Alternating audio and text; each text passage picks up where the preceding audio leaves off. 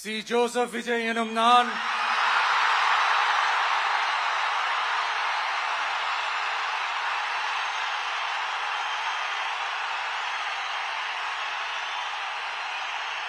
சட்டப்படி அமைக்கப்பெற்ற இந்திய அரசியல் அமைப்பின்பால் உண்மையான நம்பிக்கையும் மாறா பற்றும் கொண்டிருப்பேன் என்றும் இந்திய நாட்டின் ஒப்பில்லாத முழு முதல் ஆட்சியையும் ஒருமையையும் நிலை நிறுத்துவேன் என்றும் தமிழ்நாட்டு அரசின் முதலமைச்சராக உண்மையாகவும் உளச்சான்றின்படியும் என் கடமைகளை நிறைவேற்றுவேன் என்றும்